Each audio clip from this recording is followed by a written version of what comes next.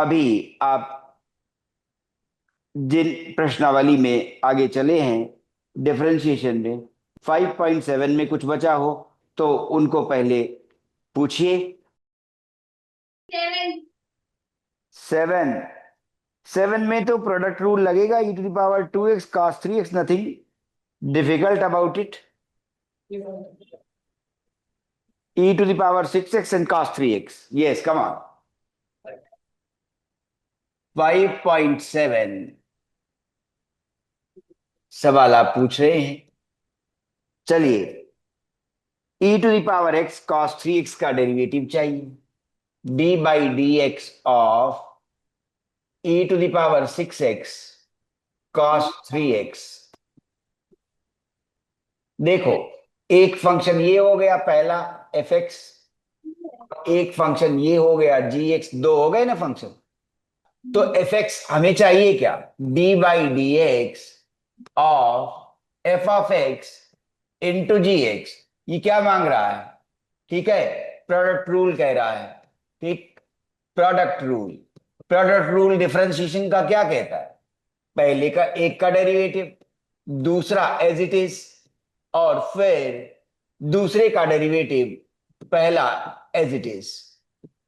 ठीक है, एक का डेरिवेटिव दूसरा वैसा ही, फिर दूसरे का डेरिवेटिव पहला वैसा ही।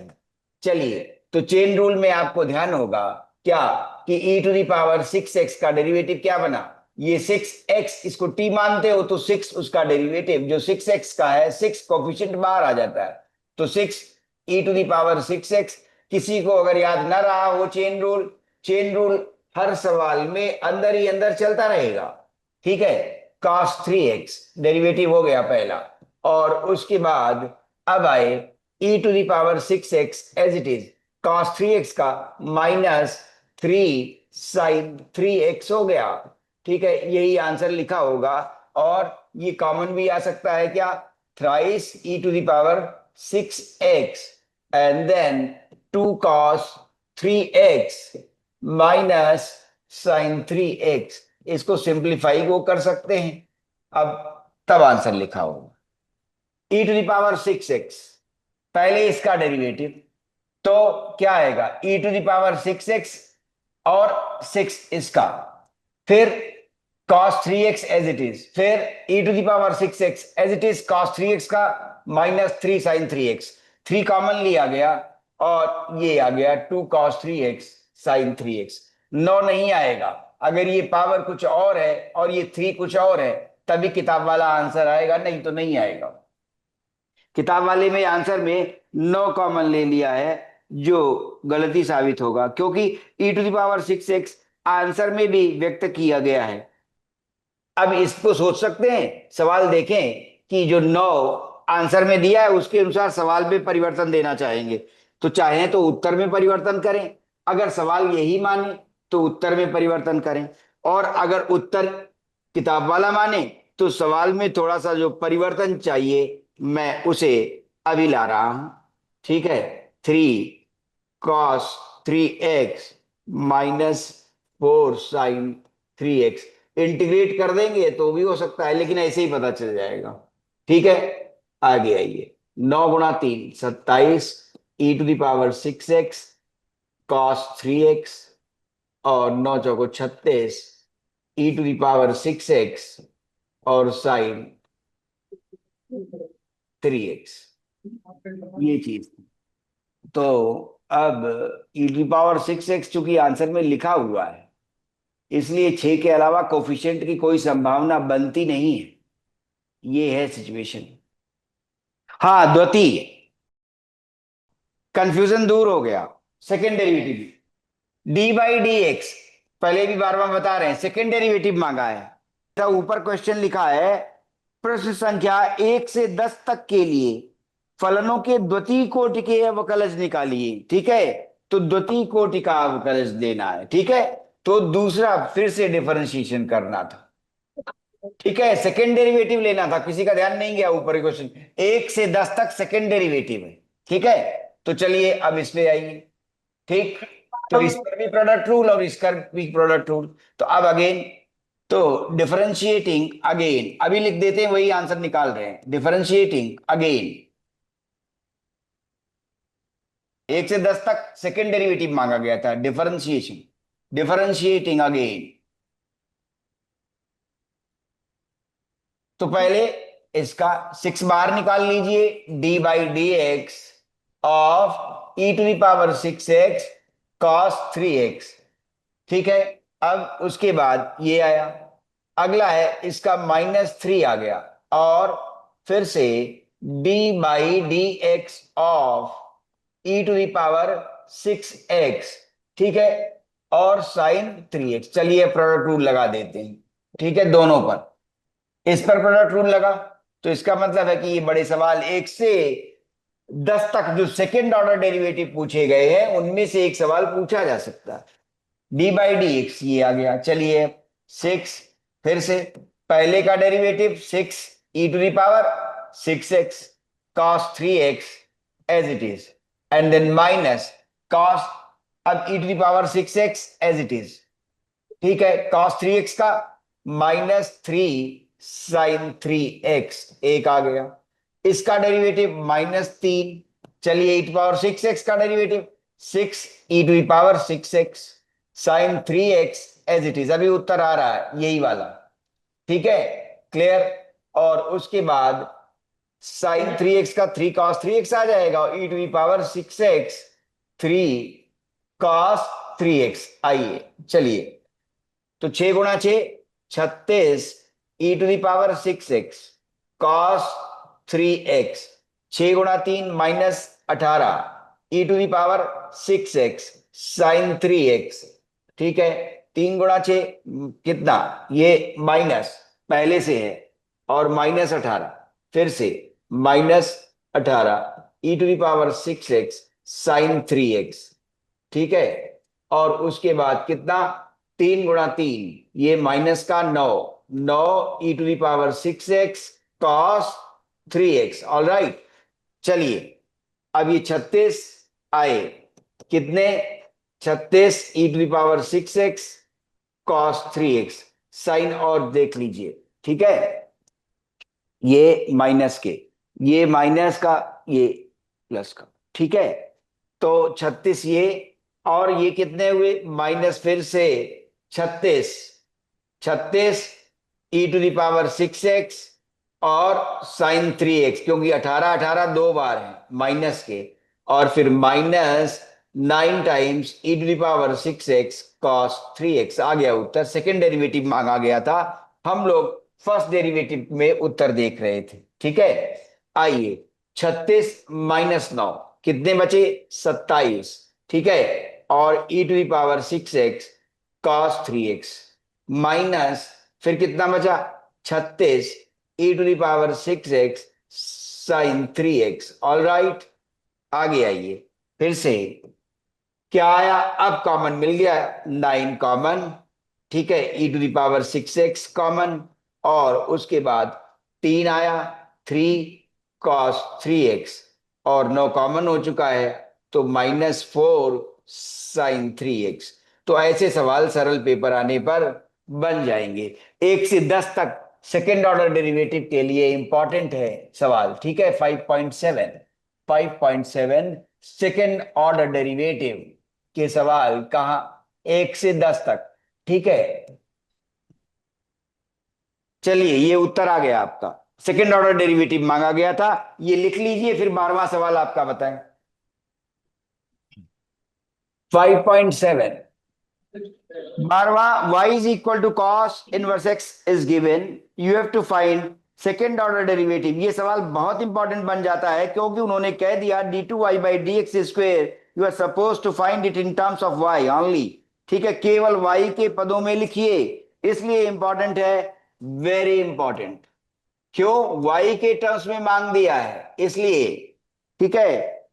तो y is equal to cos inverse x, याद है, याद दिला दें फिर से, d/dx साइन इनवर्स x का डेरिवेटिव क्या लिखा गया था, 1/√1 - x² लिखा गया, और फिर याद रखिए साइन इनवर्स का माइनस जब आएगा वही बन जाएगा कॉस इनवर्स एक्स का derivative, D by D X वही बन जाएगा कॉस इनवर्स एक्स का डेरिवेटिव, -1/√/1 माइनस एक्स स्क्वेयर। ठीक है, क्लियर। आइए चलिए, तो D Y by D X क्या आया, -1/√/1 माइनस एक्स स्क्वेयर। अब फिर से, तो डी बाई डी एक्स किसका, D Y by D X, यही क्या हो गया, d2y/dx²। आप d2y/dx² ही बोलेंगे। अगर कोई बड़े भाई बहन या टीचर्स इसे d²y और dx² बोलते हैं तो वो नोटेशन में वर्ल्ड वाइड नहीं है ऐसा बोलना, d2y सेकेंड टाइम। ठीक है, हाँ इसलिए। आइए माइनस, अब यहां क्या हुआ, यहां तो भाई चेन रूल लग जाएगा, डी माइनस पहले निकाल लीजिए, -1 का constant D by D X of 1/, ठीक है, और चेन रूल और कोशेंट रूल एक साथ, और पहले कोशेंट रूल। ठीक है, रूट का जब डेरिवेटिव लेंगे तब चेन रूल लग जाएगा, और 1/, इसका जब डेरिवेटिव शुरू करेंगे फॉर्मुलेट करेंगे तो कोशेंट रूल लग जाएगा। क्या लगा, कोशेंट रूल। ठीक है, कोशेंट रूल पहले लगा रहे हैं। आइए माइनस कितना, न्यूमरेटर का डेरिवेटिव पहले होता है, याद है ना, कि D by D X of F by G, what we say, F dash G minus G dash F upon G square. ठीक है, याद आ गया। चलो देखते चलो, देखते चलो। ठीक है, हाँ, 1/√/1 माइनस एक्स स्क्वेयर। ठीक है, चलिए, 1 का डेरिवेटिव 0, डिनोमिनेटर जैसा है वैसा ही 1 minus X square, minus minus, अब की बार 1 numerator as it is, denominator का डेरिवेटिव सिखा चुके हैं कई बार, क्या कि ये रूट एक्स का डेरिवेटिव क्या बनता है, 1/2√x, तो इसको t माना तो 1/2√t, तो 1 minus X square, 1 minus X square को t माना था तो इसका डेरिवेटिव फिर से चेन रूल के अकॉर्डिंगली, ठीक, तो कितना हो गया, -2x हो गया। अब आए यहां पर, और नीचे क्या हुआ, क्वोशिएंट रूल के अनुसार डिनोमिनेटर का स्क्वायर हो गया तो 1 माइनस एक्स स्क्वायर आ गया, रूट हट गया, ये 0 हो गया, ये माइनस और माइनस प्लस हो गया। ठीक है, बाद में देखेंगे, ये माइनस और माइनस पहले से प्लस कर लेते हैं, 2 और 2 कट गया। ठीक है, अब ये तो 0 हो चुका है, तो क्या आया, माइनस इधर रखते हैं, और ये 2 कट चुका है, एक्स अपान, और ये माइनस और माइनस प्लस हो गए, एक्स अपान √/1 माइनस एक्स स्क्वेयर आया, और साथ में कितना आया, अब इधर तो मल्टीप्लाई करने की जरूरत है नहीं एलसीएम लेने की, क्योंकि ये तो 0 हो चुका, केवल इधर का टर्म हम कंसिडर करेंगे, तो कितना आ गया, 1/1 माइनस एक्स स्क्वेयर। अब इन्होंने कहा था भाई y के टर्म्स में, आंसर तो आ गया, लेकिन कहा गया है इन टर्म्स ऑफ y ओनली, वो भी ओनली लिखा है देखो, केवल y के पदों में व्यक्त कीजिए। ठीक है, तो बहुत इंपॉर्टेंट सवाल बनता है क्योंकि y के पदों में कह दिया, तो अब d2y/dx² ये निकालना है इन टर्म्स ऑफ x ओनली। ठीक है, इन terms of y only, in terms of y only, केवल y के पदों में रहे, और अभी जो उत्तर आया वो तो x के पदों में है, ये चीज, तो देख, कॉस इनवर्स x तो y है, कॉस इनवर्स x यहां आ नहीं रहा। अच्छा, अब ये यहां आया था, इसको हम लोग क्या लिख सकेंगे, ठीक है, ये देखना है, तो इसको dy/dx जो लिखा गया है ऐसा, ये यहां आ रहा है तो ये dy/dx लिखा जा सकता है। ठीक है, लेकिन ऐसे देखें जरा, y इज इक्वल टू, तो जो इनवर्स ट्रिग्नोमेट्रिक फंक्शन हल्का सा शुरू किया था, इससे क्या आ गया, cos y आ गया, बराबर x, तो x बराबर cos y हो गया। देखो ये इनवर्स ट्रिग्नोमेट्रिक फंक्शन चैप्टर 2, तो y is equal to cos inverse x, therefore x is equal to cos y। ठीक है, तो अब x की जगह केवल cos y लिख लेते हैं। आइए माइनस एक्स की जगह कॉस वाई, और फिर से रूट है 1 - cos² Y, sine square Y बनाएगा, उस पर रूट लगा हुआ है, साइन बच जाएगा 1 फिर से, ठीक है, कॉस वाई, तो कॉस स्क्वेयर वाई हो गया। चलिए अब फिर से देखिए, माइनस कॉस वाई रहा, और नीचे ये साइन स्क्वेयर वाई हो गया, साइन स्क्वेयर वाई पर रूट लगा है, साइन वाई हो गया, और 1 - cos² Y sine square Y हो गया फिर से, ठीक है, साइन स्क्वेयर वाई हो गया, तो साइन स्क्वेयर वाई। अब इसको चेंज कर दिया होगा, cos Y by sine Y, cot Y लिख दिया होगा, 1/sin² वाई को कोसेक स्क्वेयर वाई लिख दिया होगा, तो वही उत्तर आप जान सकते हैं। देखिए जरा उत्तर, माइनस कॉट वाई लिखा है, और साथ ही साथ 1/sin² Y cosec square Y लिखा है। ये वाई के टर्म्स में उत्तर बना, कॉट वाई का minus cosec square y product में है, answer is minus cot y cosec square y, answer is correct. ठीक है, यही आंसर हो गया। ठीक हो गया, ये 12वां हो गया, और पूछिए। ओके, आइए 5.7 का 13वां, आइए देखिए, यदि y बराबर दिया हुआ है कुछ, दर्शाइए कि x² y² +x y1 + y=0। ये भी सवाल इंपॉर्टेंट हुआ, ऐसे सवाल पूछे जाते हैं। सेकंड डेरिवेटिव पर एक सवाल आना जरूर है 4 नंबर का, ठीक है। हाँ, क्लियर, ध्यान दें। चलिए, क्या दिया हुआ है, y लिख लेते हैं, तो चेन रूल लगेगा, ध्यान रखिएगा। 3 cos of log x thrice of cos of log x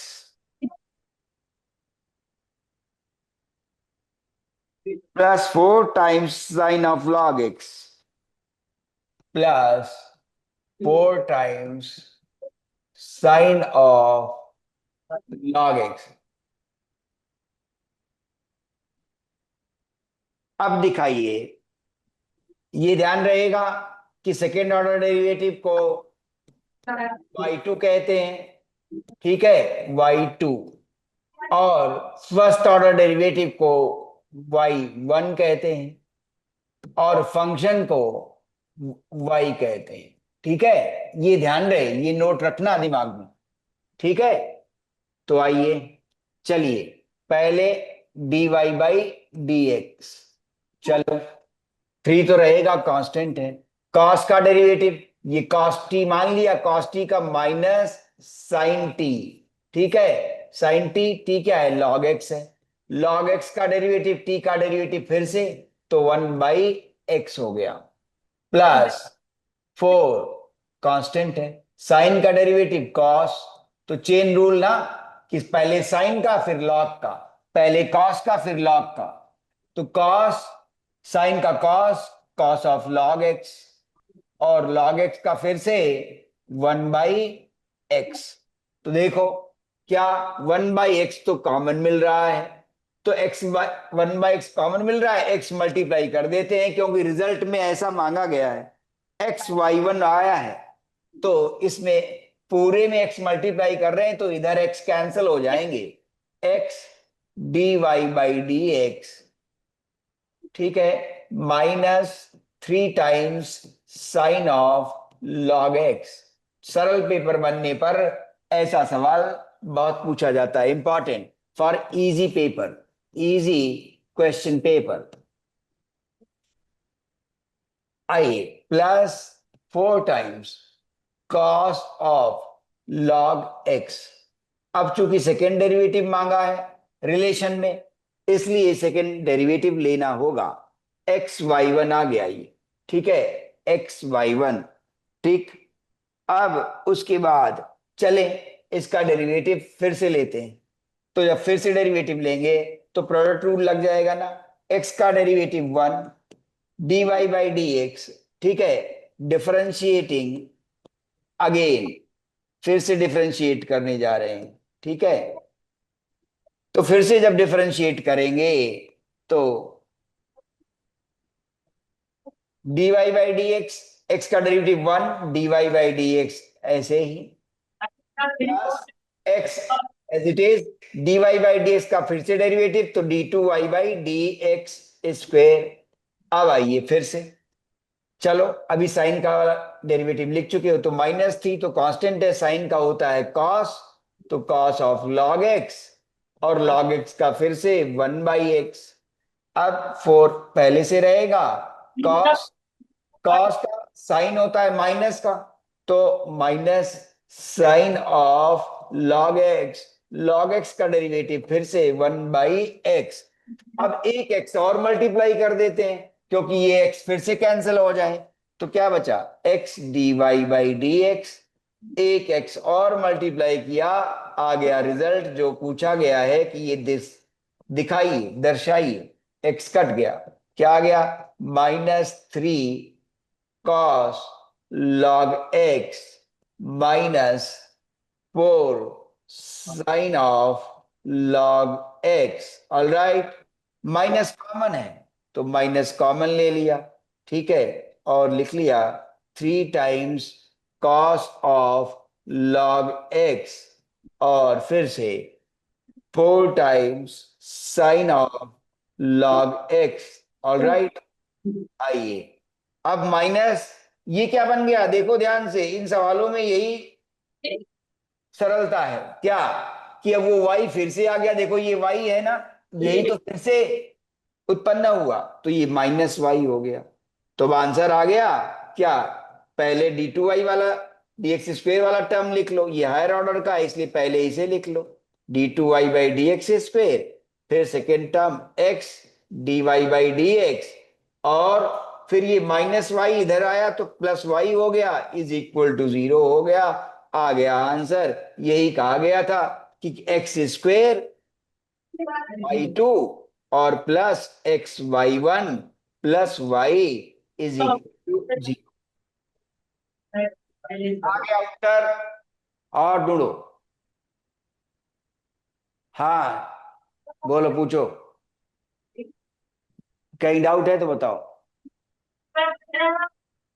17 सवाल, 17वां आपने बहुत अच्छा सवाल पूछा है। ये मिसलेनियस प्रॉब्लम इस तरह की एग्जाम में बहुत पूछी जाती है, बड़े अंकों में, ठीक है। हाँ, तो बहुत इंपॉर्टेंट सवाल आपने पूछा। 5.7 का 17वां सवाल, वेरी इंपॉर्टेंट, क्योंकि लास्ट प्रॉब्लम है एक्सरसाइज की और सही जगह पर है। सेकेंड ऑर्डर डेरिवेटिव में ऐसा बहुत पूछा जाता है सवाल। y is equal to, we are given tan inverse x the whole square, chain rule फिर लगेगा, ध्यान रखिएगा। What you have to prove वो बाद में अपने आप आ जाएगा, ठीक है। सेकेंड ऑर्डर डेरिवेटिव की को लेकर रिजल्ट आया है तो अभी बाद में लिखते हैं। तो आइए, y is equal to tan inverse x the whole square, याद है, साइन इनवर्स x का डेरिवेटिव लिखा, कॉस इनवर्स x का डेरिवेटिव लिखा, tan इनवर्स x का डेरिवेटिव। तो देखो, कई बार ये भी सोचते चलो कि इनका सवाल भाई तभी शुरू हो पाता है, अब ये जानते हैं पहले से, इतनी बार लिखा है और इतनी बार समझाया है विद्यार्थियों को, तो इसलिए इन्हें याद है। तो D by D X of tan inverse x, tan inverse X का डेरिवेटिव कितना है, 1/1 प्लस एक्स स्क्वेयर।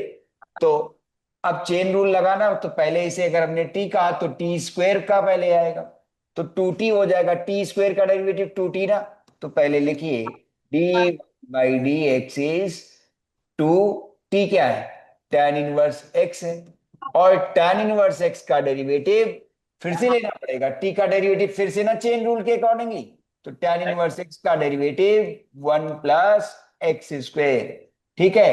आइए, tan इनवर्स एक्स और 1 प्लस एक्स स्क्वेयर ये लिखा गया है, ठीक है। अब चलते हैं, ये 1 + x² इधर क्यों ना मल्टीप्लाई कर दें, इस तरफ मल्टीप्लाई कर देते हैं। 1 ये सुविधाजनक रहता है इन सवालों में। ये बात ध्यान रखो कि अगर फर्स्ट डेरिवेटिव निकाल के, सेकंड डेरिवेटिव निकाल के अगर सब्स्टिट्यूशन करोगे, फीड करोगे, सुनो ध्यान से, ध्यान से सुनो, आगे जो छात्र बैठे हैं शायद इधर ध्यान दो। मैं कह रहा हूं कि इन सवालों में अगर फर्स्ट डेरिवेटिव निकालकर और सेकंड डेरिवेटिव निकालकर रिजल्ट में रखोगे तो सवाल फंसेगा। इसलिए सवाल में सेकंड डेरिवेटिव जो एलजेब्रा यहां डेवलप होगी उससे सेकंड डेरिवेटिव निकालिए तो फायदा होगा। तो 1 + x² इधर मल्टीप्लाई हो गया। Now we are getting 1 + x² into dy/dx is 2 tan inverse x। ठीक है, अब चलो फिर से डेरिवेटिव लेते हैं, डिफरेंशिएटिंग अगेन। तो यहां पर दो फंक्शन आ गए, एक ये और एक ये, इसका डेरिवेटिव 2x हो गया। This as it is product rule लगा रहे हैं, 1 + x², ये एज इट इज, इसका डेरिवेटिव dy/dx का फिर से जब डेरिवेटिव लिया जाता है तो वही सेकंड डेरिवेटिव कहलाता है, d2y/dx²। अब 2 है, tan इनवर्स x का डेरिवेटिव फिर से कितना, 1/1 + x²। डायरेक्ट अच्छा है क्योंकि रिजल्ट में 2 आया हुआ है केवल आइसोलेटेड, इसलिए 1 + x² जो इसमें डिवाइडेड है वो हटा देते हैं, मल्टीप्लाई कर देते हैं, multiplying the whole equation by 1 + x² है ना। तो मल्टीप्लाई लिख दिया, याद दिलाने के लिए लिख रहे हैं, मल्टीप्लाई बाय 1 + क्या आ गया देखो, इसमें मल्टीप्लाई किया, 1 + x² का स्क्वायर हो गया, d2y/dx² हो गया, आ गया रिजल्ट। अब 2x में फिर से 2x 1 + x² dy/dx is equal to 2, आ गया आंसर। आंसर देखो क्या पूछा गया था, क्या दिखाना था, yes x² + 1 the whole square, y2 + 2x x² + 1 y1 is equal to 2, आ गया, प्रूव्ड, यही रिजल्ट था। दिस रिजल्ट वॉज डिजायर्ड, ये चाहिए, छोटा सा सवाल और पूछा जाता है, देखो वेरी इंपॉर्टेंट लिखा गया है, ध्यान रहे। 5.6 का क्वेश्चन नंबर 1।